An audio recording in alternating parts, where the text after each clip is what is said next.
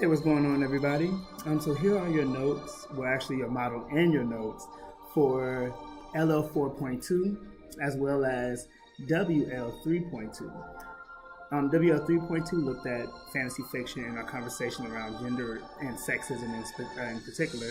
And then LL4.2 looked at us bringing back major events, i.e., conflict, and thinking about how those work or the different types of conflicts before we can even go into theme, which is going to be later on.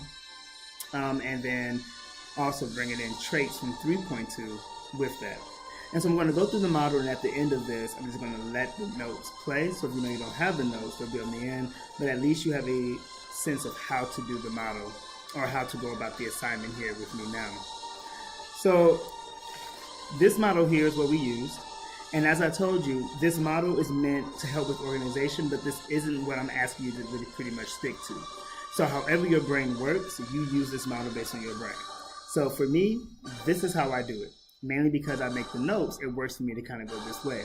However, some of you don't need to have all these parts here broken up. If I tell you, I need for you to go into a text and explain to me the conflict type with evidence and how it all connects, you may can just do the key point summary, just dive right in and explain that freely with text evidence and know all the parts.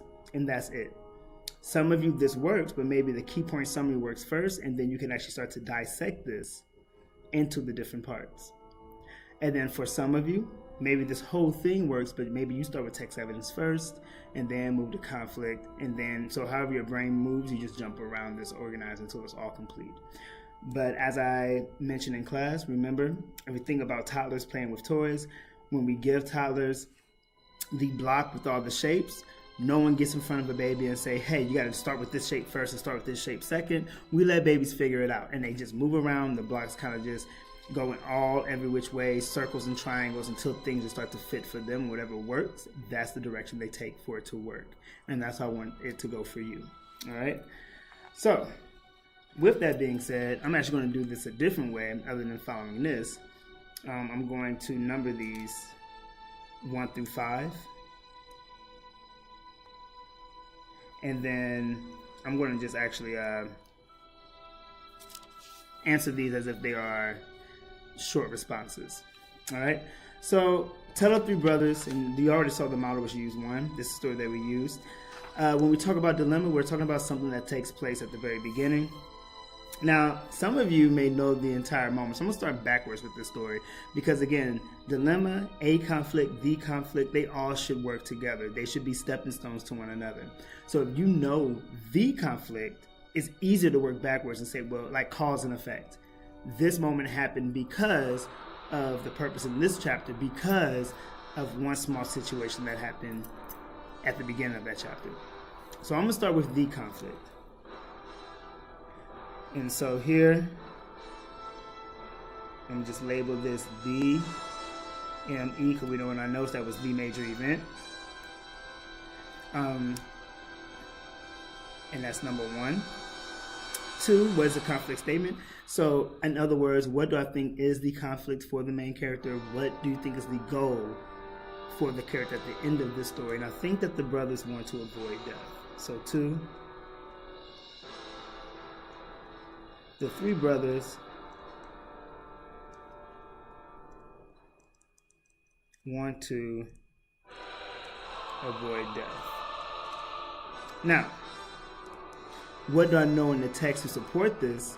Well, there's a few things, but remember, the brothers are all broken up. So even if I choose one brother, it still counts as the brothers. And so I always go to the brother, the third one, where he says, the third brother asked for something that would enable him to go forth from that place without being followed by death. So I like that evidence. That's the one I'm going to actually use.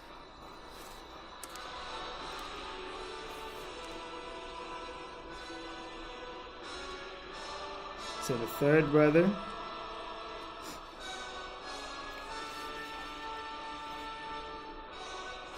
asked for something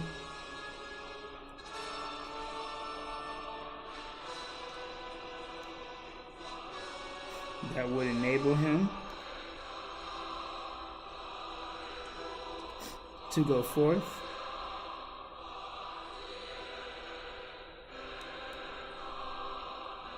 from that place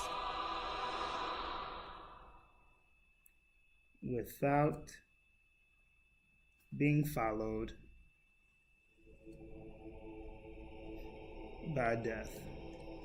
So now at this point, if I am using, again, this model here, I want to now make a connection. That's number 4.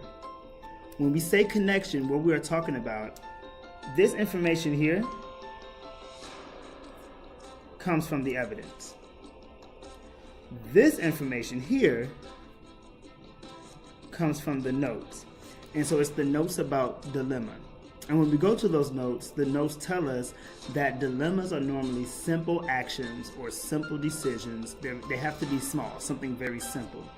And so what in this evidence is something that is a simple action. In this case, simply creating a bridge. And it says waving wands, and at this point, I just said this was magic. And that's how I got this here. So if I'm looking over here, the major event is very different. Because it's the major event, every action and every thought or every decision has to be something really important. It was big, it stood out, it's a really major issue, a major action by the character, because we know that it is going to be something that's really impactful to the end of the story. And so what is really important that the character did to avoid death, I want to always come back to this. What did this character do to avoid death? What's really important? I think it's really important that he asked for something so that he would not be followed. So ask for something that would enable him to go forth without being followed by death. And so I'm going to put here, asking for something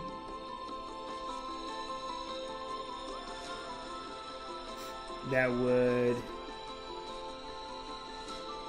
keep death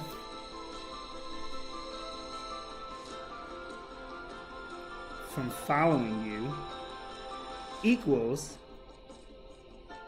an important action. And again, as you notice, this is coming from the evidence,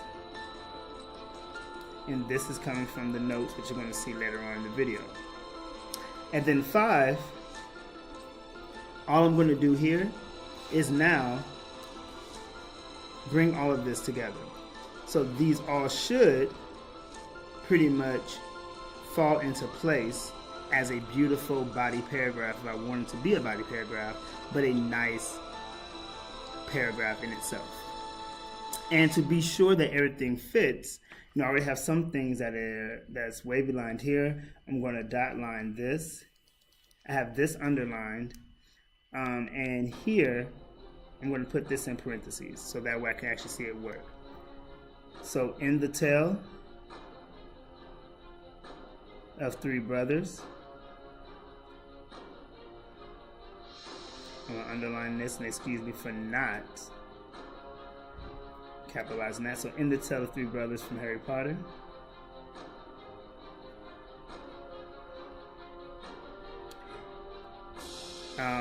okay, that's what I'm focusing on, the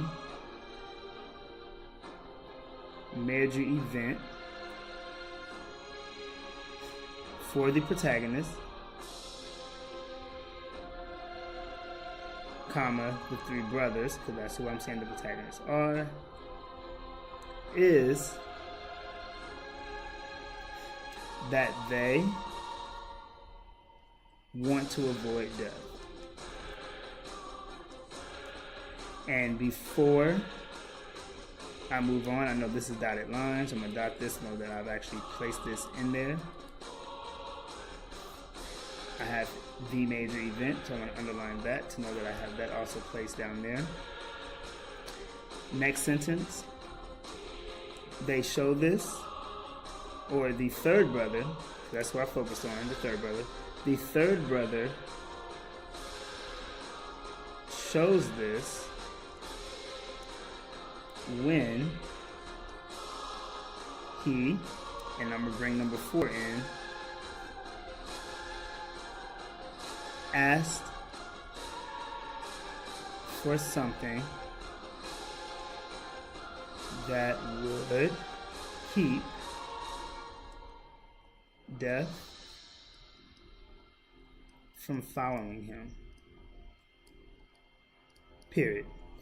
And because of that, I'm going to wave align that.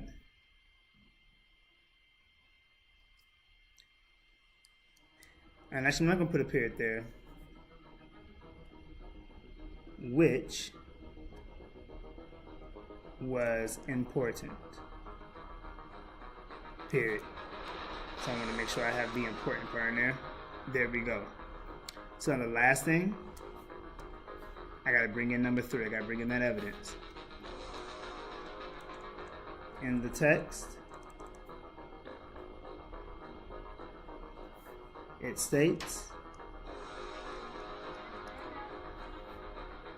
and then I just add this right in there, quote, the third brother asked for something that would enable him to go forth from that place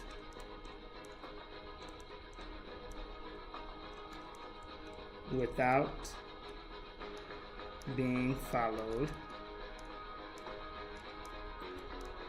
by death, end quote. And as you already know, I know that was the evidence there. This normally will be in quotes up here, so that's where it came from. Quotes there, I'm good to go. And so I have every single part connected into this. It's all broken down based on my understanding. And there we go. And if I were to then bring this part in here, it makes sense. So I know the 3 brothers want to avoid death because at the very beginning, one small issue they had was to avoid drowning in this river or using magic to cross a river. And so it goes together, it makes sense, and there we go. So that's pretty much how you are to go about doing LL4.2, which is thinking about your text and identifying the different types of conflicts. All right, so you have a take-home quiz you're doing right now, and the last part involves a very much similar format like this, so make sure you follow that. If you decide to do any of the revisions once you see your grade, here you go. You have this model. And with that, we will now go to those notes as well as the 5.3 notes. Good luck, folks.